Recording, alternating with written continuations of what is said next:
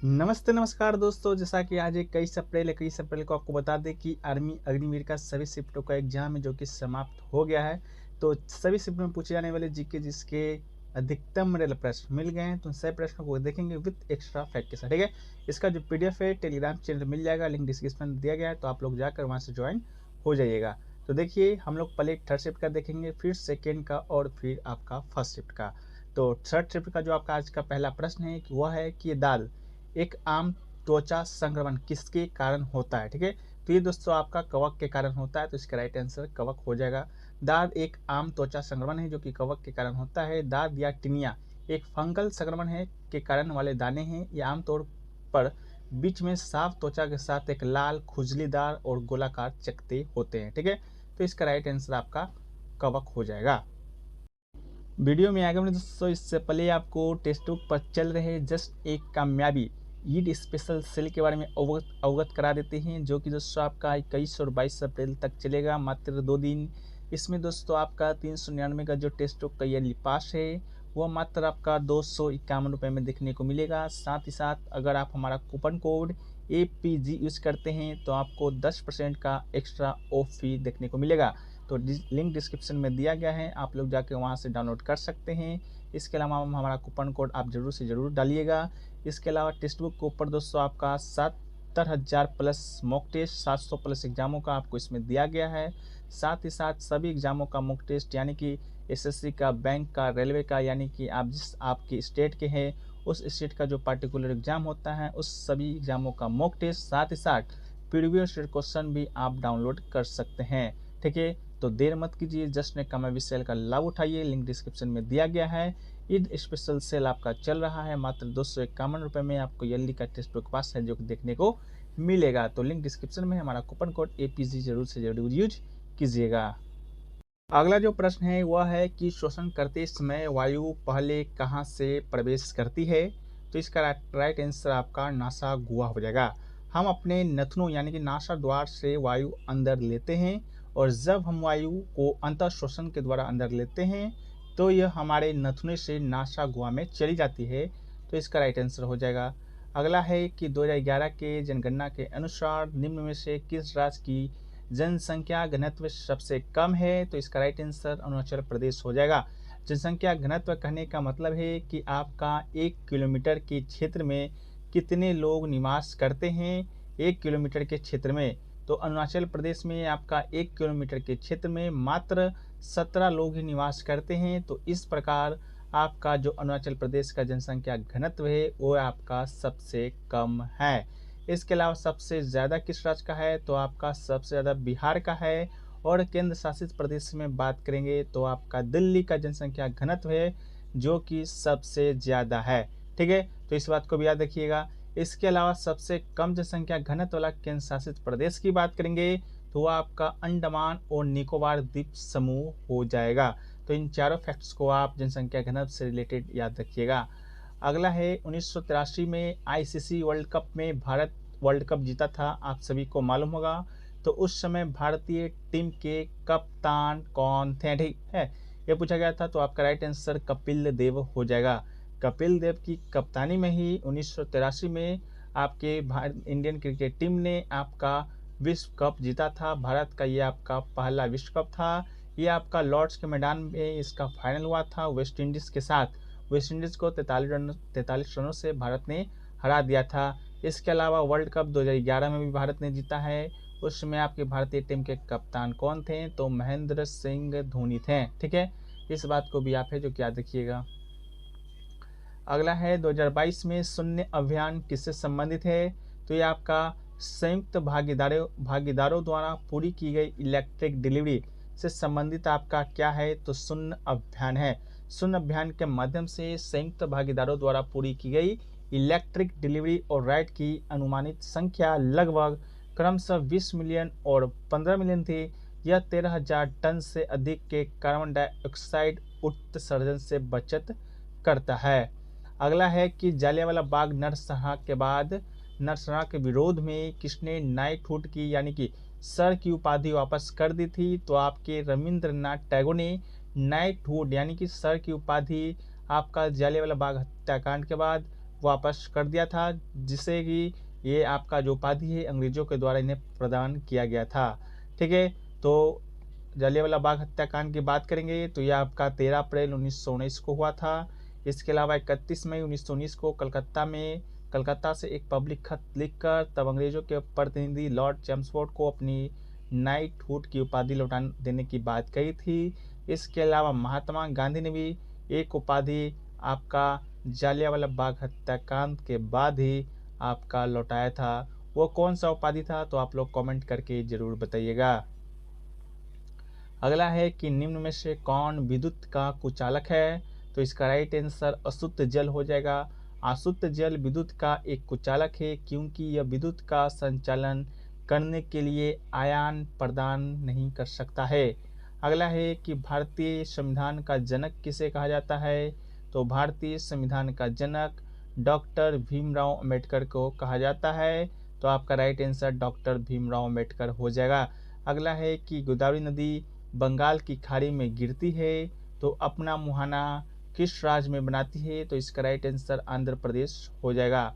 यह महाराष्ट्र, तेलंगाना और आंध्र प्रदेश से बहते हुए राजमंड्री नगर किस समीप बंगाल की खाड़ी में जाकर गिर जाती है। अगला है कि मैग्नीशियम को ऑक्सीजन के साथ क्रिया करने पर क्या बनता है, तो जब हम मैग्नीशियम को ऑक्सीजन के साथ क्रिया कराएंगे तो आपका मैग्नीशियम ऑक्साइड बनेगा। ठीक है, तो इसका राइट आंसर क्या हो जाएगा, मैग्नीशियम ऑक्साइड हो जाएगा। और मैग्नीशियम ऑक्साइड का जो सामान्य सूत्र होगा या होता है वह आपका MgO होता है। अगला है दिलवाड़ा का मंदिर कहाँ है, यानी कि दिलवाड़ा का मंदिर है जो कि जैन धर्म से संबंधित है, वो आपका किस राज्य में है, तो ये आपका राइट आंसर राजस्थान हो जाएगा। दिलवाड़ा मंदिर या दिलवाड़ा मंदिर 5 मंदिरों का एक समूह है। यह राजस्थान के सिरोही जिले के माउंट आबू नगर में स्थित है।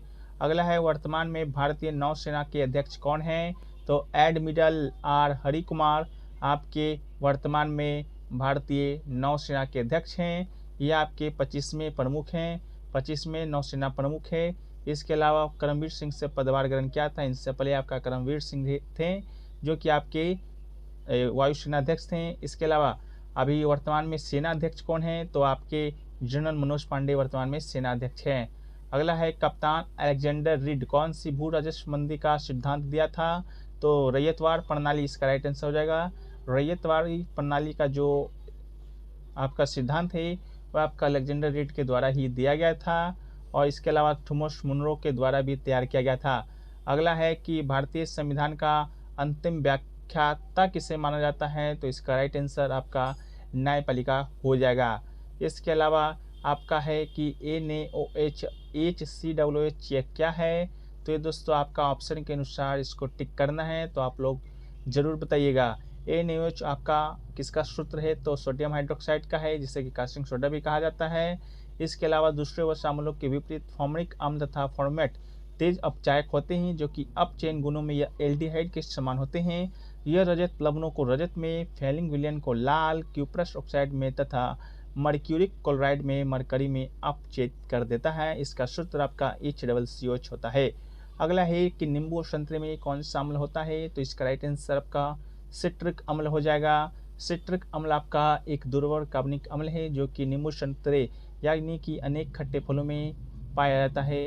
अगला है कि वर्तमान में भारतीय ओलंपिक समिति के अध्यक्ष कौन हैं, तो भारतीय ओलंपिक समिति के अध्यक्ष वर्तमान में आपके PT ऊषा हैं। एक है कि जब लार्वा वयस्क बन जाता है तो किसमें परिवर्तित हो जाता है, तो इसका भी ऑप्शन नहीं मिला है, तो इससे जुड़े फैक्ट्स को देख लेते हैं कि एक कीट जिसमें लार्वा में बाइटिंग यानी कि च्यूइंग प्रकार के मुख्यांग होता है, जबकि वयस्क में यह साइफनिंग प्रकार के मुख्यांग में परिवर्तित हो जाते हैं तथा ये अपने विकास की अन्य अवस्था में आर्थिक रूप से महत्वपूर्ण प्रकार के पदार्थ प्रदान करते हैं, वह कीट हैं।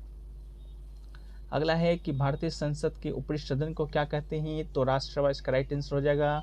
भारतीय संसद का आपके 3 अंग है, पहला तो राष्ट्रपति है जो कि आपका भारतीय संसद का ही अंग है। इसके अलावा लोकसभा, राज्यसभा, राज्यसभा आपका ऊपरी सदन है और लोकसभा आपका निम्न सदन है।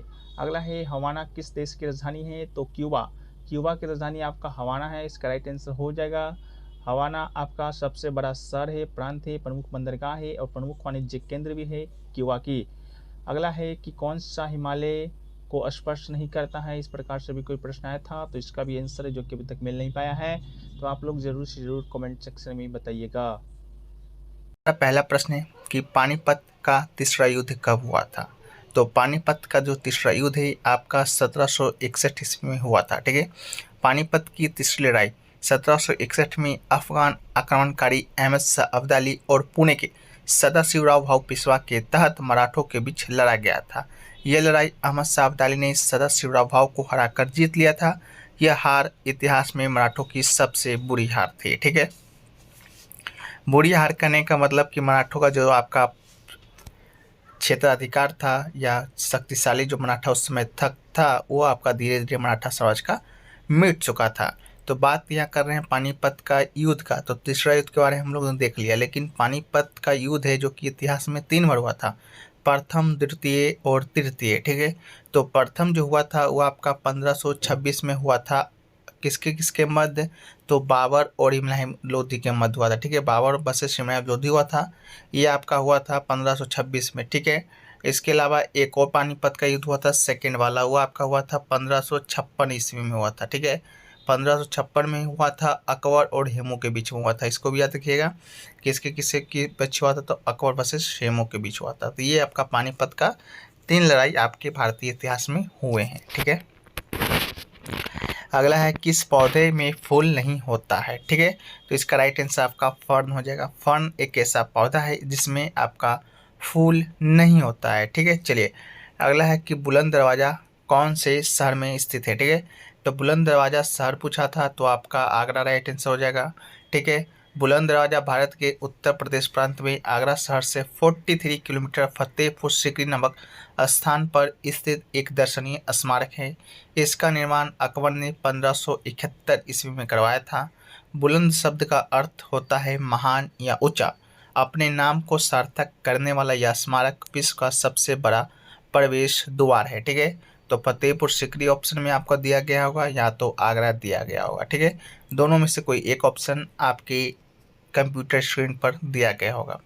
अगला है सानिया मिर्जा का संबंध है आपका किस खेल से है। ठीक है, तो सानिया मिर्जा का जो संबंध है फ्रेंड्स वो आपका टेनिस है, तो इसका राइट आंसर टेनिस हो जाएगा। सानिया मिर्जा का जन्म की बात करेंगे तो 15 नवंबर को 1986 में जन्म हुआ था। ये एक भारतीय पूर्व पेशेवर टेनिस खिलाड़ी हैं। यह पूर्व युगल विश्व नंबर 1, उसमें उसने 6 प्रमुख टेनिस खिताब भी जीते हैं, महिला युगल में 3, मिश्रित युगल में। ठीक है, चलिए अगला है कि भारत के वर्तमान वायु सेना के अध्यक्ष कौन हैं। तो इसका राइट आंसर वी.आर. चौधरी आपके राइट आंसर हो जाएंगे। Air chief marshal VR. Chaudhari वर्तमान में वायु सेना के अध्यक्ष हैं। ठीक है, चलिए अगला है कि भारत के वर्तमान में महान्यायाधीश कौन है। तो भारत के वर्तमान में महान्यायाधीश की बात करेंगे तो आर वेंकट रमनी। ठीक है, आर वेंकट रमनी आपके राइट आंसर हो जाएंगे। महान्यायाधीश को अंग्रेजी में अटॉर्नी जनरल भी कहा जाता है, जो कि संविधान की धारा या अनुच्छेद 76(1) के तहत भारत के राष्ट्रपति के द्वारा नियुक्त किया जाता है और वो राष्ट्रपति के पश्चात पर्यंत ही अपने पद पर रहता है। पश्चात पर्यंत करने का मतलब है या तात्पर्य है कि जब तक राष्ट्रपति चाहेगा तब तक महान्यायाधीश अपने पद पर रहेगा। इस देश का सर्वोच्च कानूनी अधिकारी भी कहा जाता है। भारत के वर्तमान में अटॉर्नी जनरल आर वेंकट रमनी जी हैं। अगला है विक्टोरिया मेमोरियल कहाँ स्थित है। विक्टोरिया मेमोरियल कहाँ स्थित है। तो विक्टोरिया मेमोरियल आपका कोलकाता में स्थित है। अगला है धामेक स्तूप कहाँ पर स्थित है। तो धामेक जो स्तूप है वो आपका वाराणसी में स्थित है, तो इस राइट आंसर वाराणसी हो जाएगा। धामेक स्तूप वाराणसी के पास सारनाथ में सबसे अधिक दान देने योग्य संरचना है। यह भारत में सबसे प्रमुख बौद्ध संरचनाओं में से एक है। धामेक स्तूप का निर्माण है 500 सीई में महान मौर्य राजा अशोक के द्वारा 249 BC में शुरू किया गया था। यह एक पुरानी संरचना को बदलने के लिए किया गया था। ठीक है, चलिए अगला है कि कार्यपालिका का अध्यक्ष कौन होता है। तो इसका राइट आंसर आपका राष्ट्रपति हो जाएगा। केंद्र की कार्यपालिका की जो शक्ति होती है, कार्यपालिका की जो शक्ति होती है वो राष्ट्रपति को प्राप्त है और उसके द्वारा प्रत्यक्ष रूप से या उसके अधीन अधिकारियों के जरिए संविधान के अनुसार अधिकार का प्रयोग करता है। ठीक है, चलिए अगला है कि 1857 की क्रांति में मध्य प्रदेश के प्रांत मांडला से किसने नेतृत्व किया था? तो मध्य प्रदेश के मांडला प्रांत से जो नेतृत्व किया था उनका नाम है रघुनाथ। तो इसका राइट आंसर रघुनाथ हो जाएगा। बुंदेलखंड के सागर में शेख रमजान के नेतृत्व में अश्वगारोही सैन्य टुकड़ी ने विद्रोह किया था।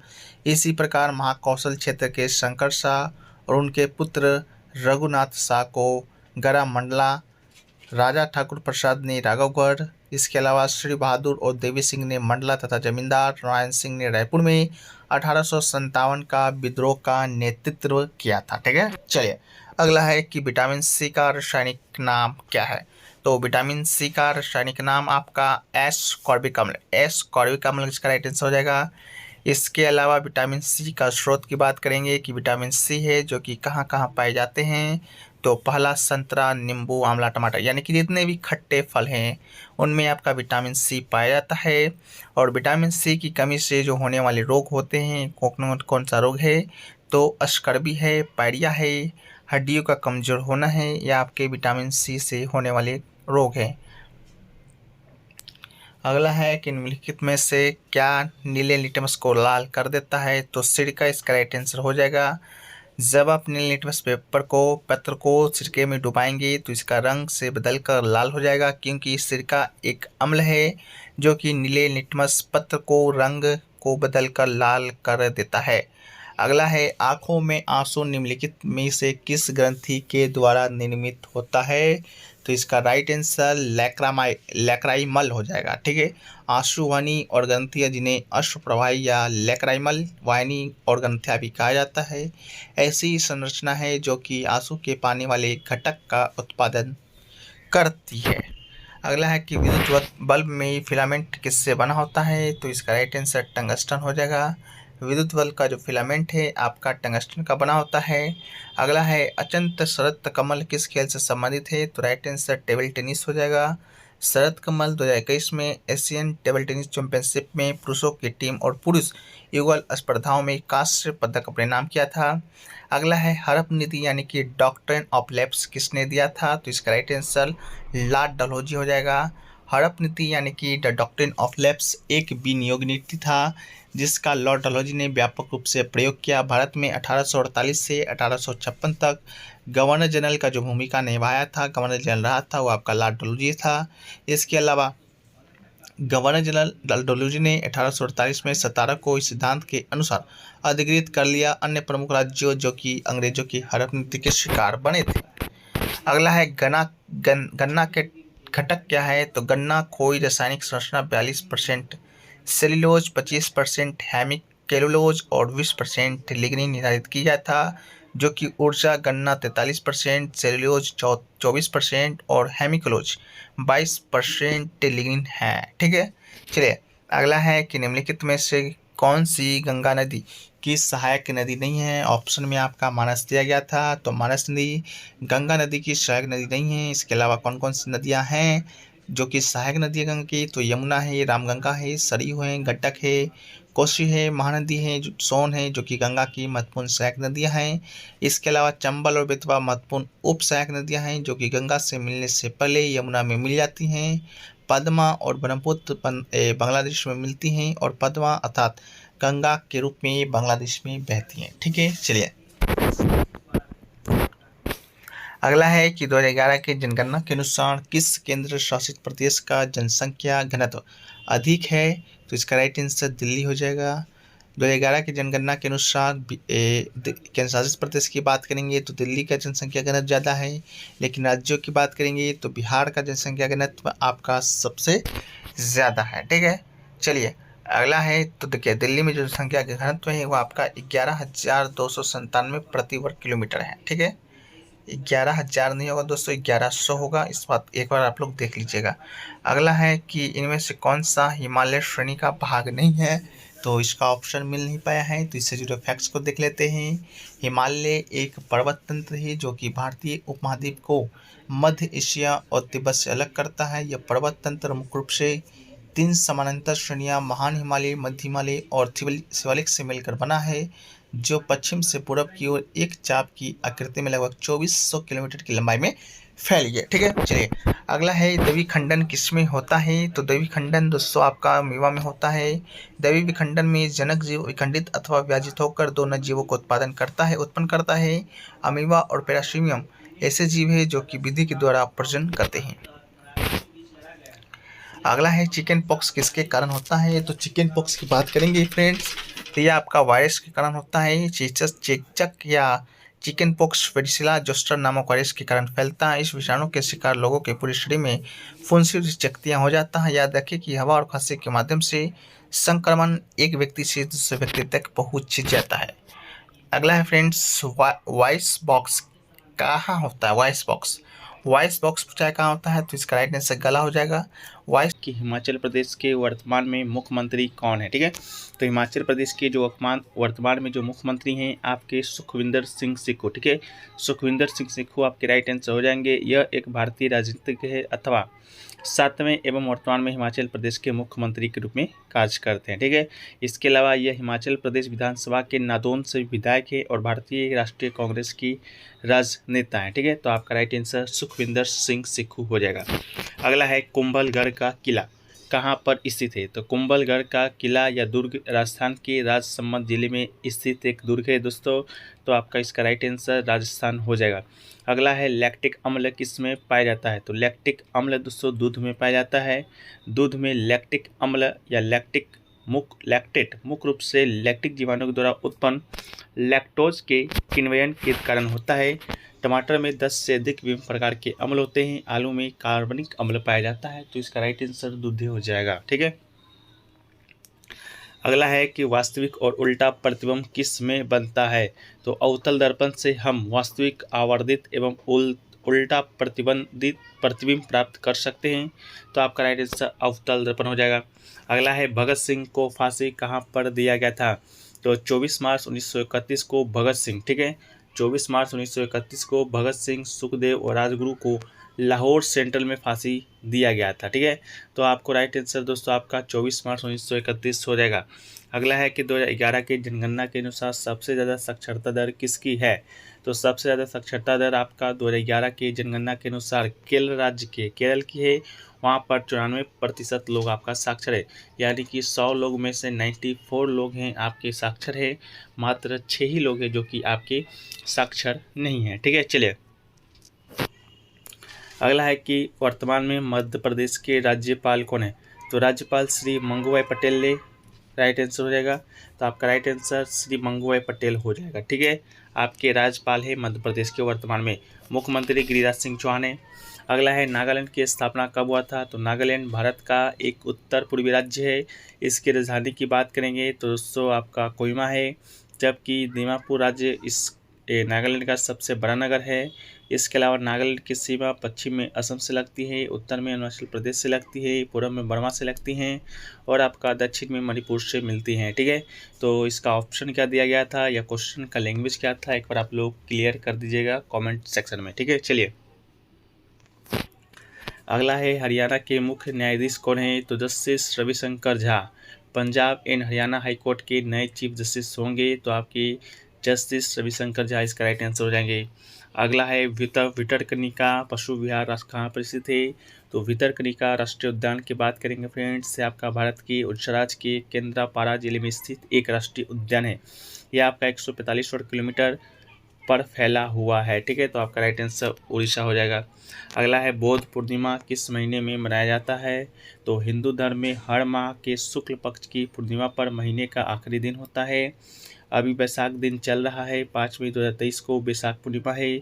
इस दिन बौद्ध धर्म के संस्थापक भगवान गौतम बुद्ध का जन्मोत्सव भी मनाया जाता है। इसे बुद्ध पूर्णिमा और बुद्ध जयंती भी कहते हैं। ठीक है, अगला है 2022 में ध्यानचंद पुरस्कार लाइफ टाइम के लिए किसे अवार्ड दिया गया है? तो शरद कमल को भारत के सर्वोच्च खेल सम्मान मेजर ध्यानचंद के रत्न पुरस्कार से भी सम्मानित किया गया है। अगला है एलईडी का फुल फॉर्म क्या होता है? तो एलईडी का full form light emitting diode आपका एलईडी का फुल फॉर्म आपका होता है। अगला है कि वर्तमान में प्रधानमंत्री के प्रधान सचिव कौन है? तो मुख्य प्रमुख सचिव इसके सर्वोच्च अधिकारी होते हैं। संप्रति नृपेंद्र मिश्र प्रधान सचिव है, तो आपके राइट आंसर हो जाएंगे। तो आपके राइट आंसर संप्रति नृपेंद्र मिश्र हो जाएंगे। अगला है बादामी गुफा कहाँ पर स्थित है। तो बादामी की गुफा का जो मंदिर है आपका भारत के कर्नाटक राज्य के उत्तरी भाग के बागलकोट जिले के बादामी ऐतिहासिक नगर में स्थित एक हिंदू और जैन गुफा मंदिर का परिसर है। अगला है मूसी नदी किस राज्य में बहती है। तो मूसी नदी भारत के तेलंगाना राज्य में बहने वाली एक नदी है। यह कृष्णा नदी की एक प्रमुख उपनदी है। हैदराबाद महानगर इस किनारे बसा हुआ है। यह हैदराबाद से 90 किलोमीटर पश्चिम में विकाराबाद जिले में अनतिंगी पहाड़ी से उत्पन्न होती है और 140 पूर्व नरगोंडा जिले में वाटपल्ली में कृष्णा नदी के संगम करती है। तो राइट आंसर आपका तेलंगाना हो जाएगा। मानव शरीर की सबसे बड़ी ग्रंथि पूछा था दोस्तों, क्या है। तो यकृत यानी कि लीवर शरीर की सबसे बड़ी ग्रंथि है। पीलिया अग्नाशय, अंध ग्रंथि, दिव्य ग्रंथि, इन सब की ग्रंथियों में ही गणना की जाती है। अमाशय की भित्तियों में बहुसंख्या में स्थित पाचन ग्रंथि जठरस का निर्माण करती है। अगला है भूकंप की तीव्रता किससे नापी जाती है। तो भूकंप की तीव्रता अवधि का पता लगाने के लिए सिस्मोग्राफ का इस्तेमाल किया जाता है। इस यंत्र के जरिए धरती में होने वाली हलचल का ग्राफ बनाया जाता है, इसे सिस्मोग्राफ कहते हैं। इसके आधार पर गणितीय पैमाना रिएक्टर पैमाना के जरिए भूकंप की तरंगों की तीव्रता और भूकंप का केंद्र इससे निकालने वाली ऊर्जा का पता लगाया जा सकता है। अगला है इंद्रायणी नदी कौन सा धाम बना हुआ है। तो इंद्रायणी नदी के बारे में हम लोग देखें तो भारत के महाराष्ट्र जिले के पुणे जिले में बहने वाली एक नदी है। यह सह्याद्री पर्वतमाला में लोनावाला के समीप कुरवंडी गांव के समीप आरंभ होती है और पूर्व में बहकर ऐतिहासिक तुलापुर गांव के समीप भीमा नदी में विलय हो जाती है, जो कि कृष्णा नदी की एक उपनदी है और आपका ये पुणे के उत्तर में गुजरती है। अगला है मुकुलन किस में पाया जाता है। तो मुकुलन आपका ईस्ट और हाइड्रा में पाया जाता है। तो राइट आंसर आपका ईस्ट या हाइड्रा हो जाएगा। अगला है भारतीय वायुसेना का प्रशिक्षण स्थान मुख्यालय कहाँ पर है। तो देखिए भारतीय वायुसेना का जो प्रशिक्षण स्थान का मुख्यालय है, पहला तो आपका प्रशासनिक कॉलेज है वायुसेना का, जो कि कोयम्बटूर में है। वायुसेना अकादमी आपका हैदराबाद में है। वायुसेना का तकनीकी कॉलेज जलहाली में है। वायुसेना का स्कूल आपका साम्राज्य बेलगांव में है। विमान अनुदेशक स्कूल आपका ताम्रम में है और वायुसेना का स्टेशन आपका विदर में है। ठीक है, तो देख लीजिएगा अकेडमी पूछा था या आपका स्टेशन पूछा था। अगला है मानव शरीर में पाया जाने वाला सबसे कम मात्रा में क्या होता है। तो इसका राइट आंसर आपका मैग्नीशियम हो जाएगा। मैग्नीशियम तत्व मानव शरीर में प्रतिशत में सबसे कम होता है। मानव शरीर में प्रतिशत मैग्नीशियम का प्रतिशत 0.1 होता है। अगला है परिणति शाही का संबंध आपका किस खेल से है। ठीक है, तो देखिए PV शाही परिणति आपका तो राइट आंसर बैडमिंटन हो जाएगा। इनका जो संबंध है आपका बैडमिंटन से है। इसके अलावा अन्य जो प्रसिद्ध बैडमिंटन खिलाड़ी हैं कौन कौन से हैं। साइना नेहवाल हैं, PV सिंधु है, के श्रीकांत हैं, ये आपके प्रसिद्ध बैडमिंटन खिलाड़ी हैं। प्रसिद्ध क्रिकेट खिलाड़ी की बात करेंगे तो आपका MS धोनी और विराट कोहली हो जाएंगे। प्रसिद्ध खो खो के प्रसिद्ध खिलाड़ी की बात करेंगे तो सतीश राय, विनय नारायण हो जाएंगे। और प्रसिद्ध ताइक्वांडो खिलाड़ी की बात करेंगे तो अनीता पाल और शग्निक सेन आपके राइट आंसर हो जाएंगे। तो ये सभी प्रश्न हैं जो कि आपके आज के फर्स्ट में पूछे गए थे, जो कि 100% रियल हैं। PDF टेलीग्राम पे मिलेगा, लिंक डिस्क्रिप्शन में दिया गया है। वीडियो अच्छा लगा तो वीडियो को लाइक कर देना है, चैनल पर नहीं होंगे चैनल को सब्सक्राइब कर देना है और नोटिफिकेशन बेल ऑल पे क्लिक कर लेना है। ठीक है, तो चलिए मिलते हैं नेक्स्ट वीडियो में, जब तक के लिए जय हिंद जय भारत।